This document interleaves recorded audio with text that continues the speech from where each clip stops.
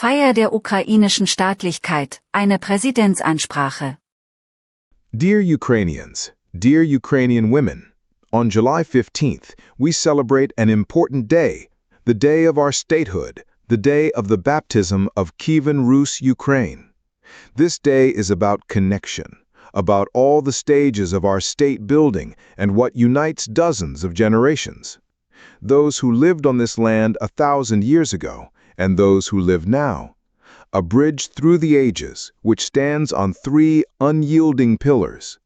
Ukrainians were here, Ukrainians are here, Ukrainians will be here, and life always triumphs on this land. Values and our character prevail. The best in our people who, despite the war, tears, and pain, have preserved their humanity.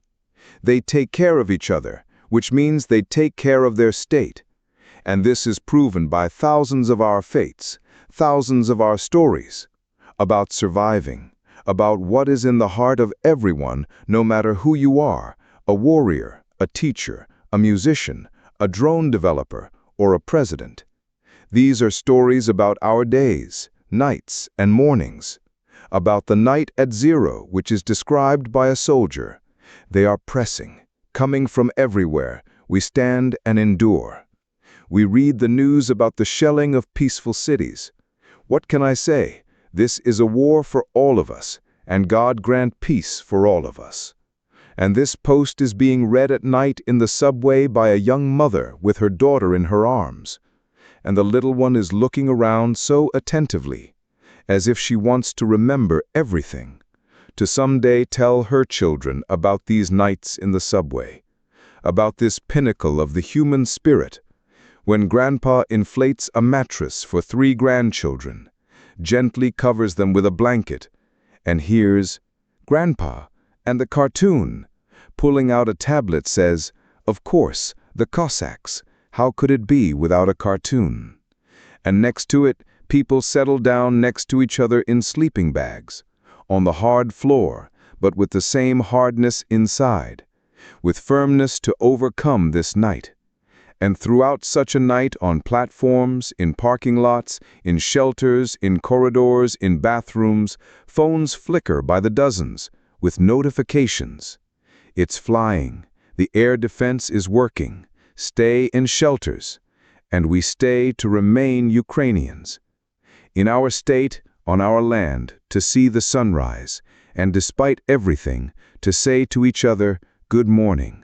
And we always have faith that this will happen. This has been the case for centuries, both in Rus and in Sich, in all eras, no matter what enemy, from whatever side they come, nothing hostile, takes root in this land and does not establish roots here. And Ukraine remains, it remains itself, and morning inevitably comes.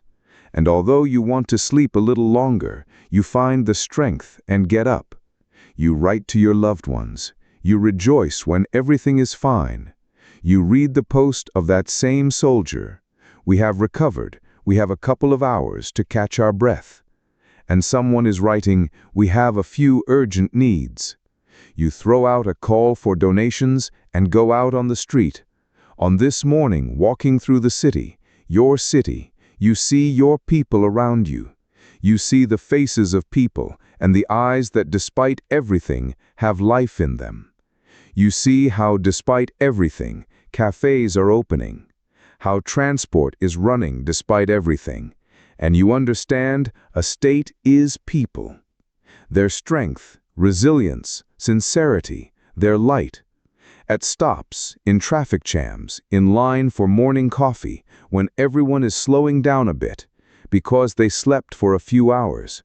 But everyone knows this, and with such understanding and warmth, treats those who are nearby to Ukrainians and Ukrainians, who have held on for 1,238 days. And each such day we overcome together, jointly, with rights, assistance, support, encouraging one another, and of course, negotiating with one another. Otherwise, it cannot be done. And when the women from the community plant flowers in the square, you hear, Let that Russian scum choke, but we have summer.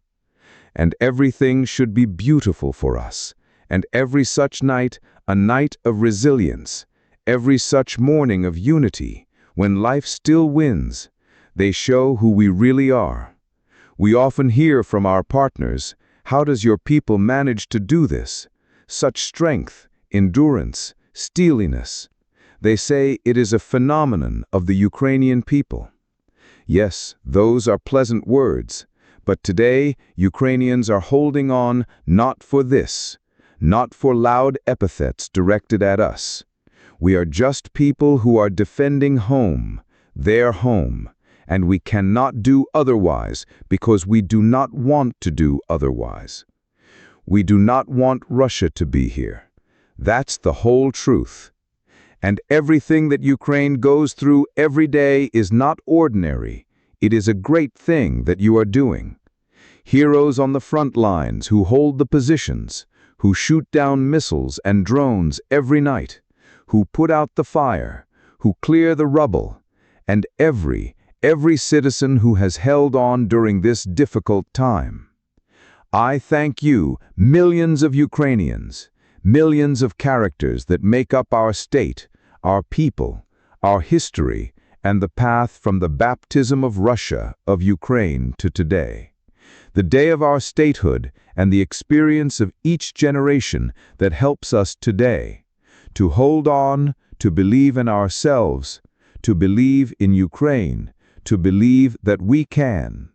For Ukrainians were here, Ukrainians are here, Ukrainians will be here. On Statehood Day, dear citizens, on the day of the baptism of Russia and Ukraine, Slava Ukraini.